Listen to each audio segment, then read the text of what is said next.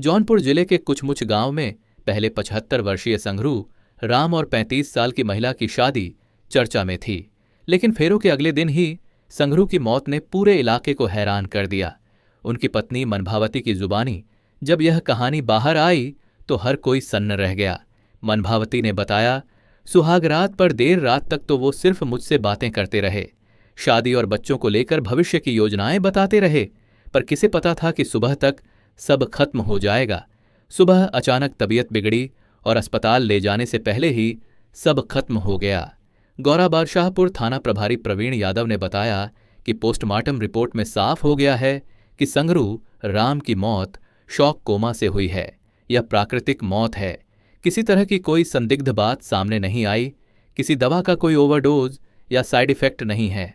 कुछमुच गांव निवासी संघरू राम की पत्नी की मौत 1 साल पहले हो चुकी थी। उनके कोई संतान नहीं थी। लंबे समय से वह अकेले रहकर खेती करके जीवन चला रहे थे।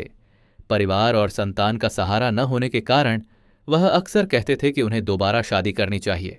गांव के लोग इसे उनकी जिद समझते रहे, लेकिन संघरू का मन सच में जीवन साथी चाहता था। पिछले सोमवार को उन्होंने जलालपुर थाना क्षेत्र की रहने वाली मनभावती से शादी कर ली। मनभावती की भी यह दूसरी शादी थी। उसकी पहली शादी से 2 बेटियां और 1 बेटा है। वह खुद कहती हैं कि मैं शादी को लेकर तैयार नहीं थी, लेकिन मुझे समझाया गया कि संघरू राम मेरे बच्चों की जिम्मेदारी उठाएंगे। इसी भरोसे पर मैंने हां कर दी। सोमवार को कोर्ट मैरिज के बाद मंदिर में रीति रिवाज से शादी हुई। पूरे गांव में यह शादी चर्चा का विषय बनी रही। लोग कह रहे थे कि बुढ़ापे में भी दूल्हा बनना आसान नहीं, लेकिन संघरू ने सबको दिखा दिया कि उनका हौसला अभी भी मजबूत है। शादी के बाद पहली रात दोनों ने साथ बिताई। मनभावती बताती हैं वो बहुत खुश थे। उन्होंने कहा कि अब घर में चहल पहल होगी। वो बार बार मेरे बच्चों की पढ़ाई और शादी की जिम्मेदारी उठाने की बातें कर रहे थे। देर रात तक बातें करते रहे। बाद में वह सो गए।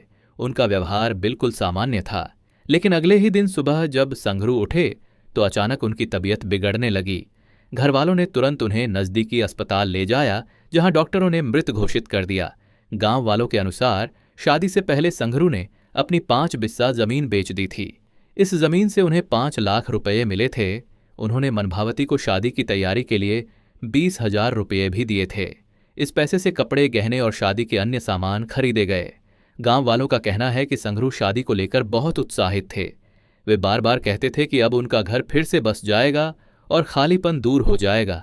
लेकिन किसे पता था कि शादी के 24 घंटे भी पूरे न होंगे और सब कुछ खत्म हो जाएगा।